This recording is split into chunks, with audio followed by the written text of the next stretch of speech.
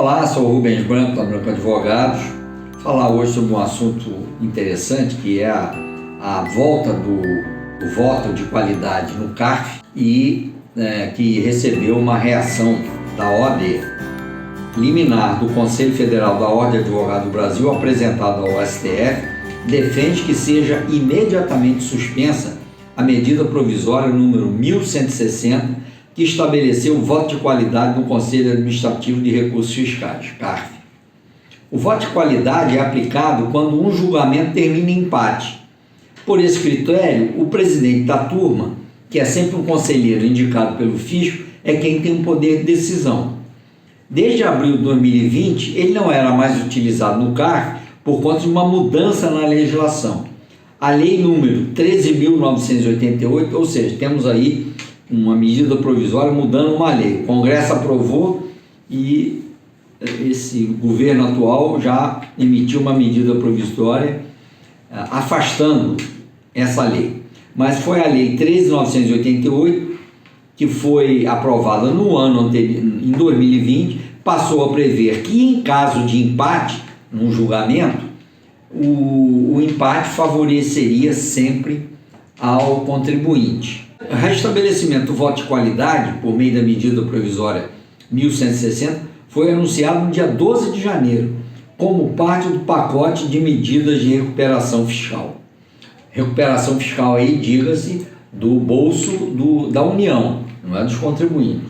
Isso veio em detrimento dos contribuintes. Desde que houve a divulgação dos julgamentos a partir de 18 de janeiro, os contribuintes vêm recorrendo.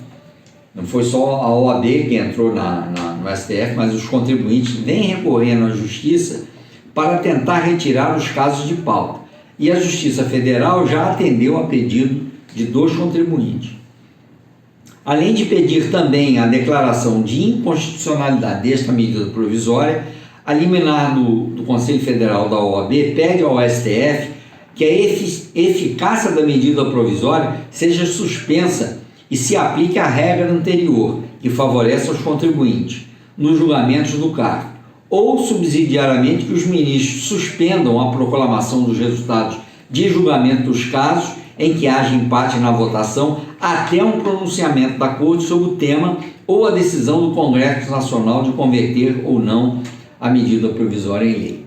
Se for uma medida tomada de afogadilho pelo governo, que iniciou agora em 1º de janeiro, a meu modo de ver, visando meramente aumentar a arrecadação, ou seja, querendo dizer que tudo que for para o CARF, se for empatado, a União ganha. O que é uma coisa errada, se utilizarmos os conceitos do nosso direito penal, que diz que quando não se tem certeza absoluta, se tem dúvida, então não se pode punir o acusado. Então o acusado é beneficiado. Agora, se tem certeza, então o acusado deve perder. No caso aí, o acusado é o contribuinte. Agora, se houver dúvidas, ou seja, empate no julgamento, porque a corte, os conselhos do CARF são paritários. São 4 membros dos contribuintes e 4 membros da União, sendo que um da União é sempre o presidente. E o presidente, o voto dele vale por 2. Então, na maioria das causas, onde há empate, o presidente, já que é o representante da União, ele vota sempre favoravelmente à União.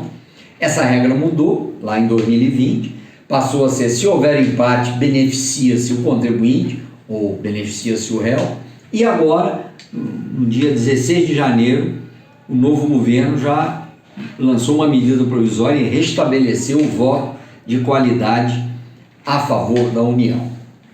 Esperemos que o Supremo Tribunal Federal, que já estava analisando um caso onde se julgava ou não a constitucionalidade desse voto de qualidade, que já havia, inclusive, alguns ministros se manifestado no sentido de que isso era inconstitucional, ou seja, empate vencia a União, e agora vamos ver como vai ficar esse imbróglio.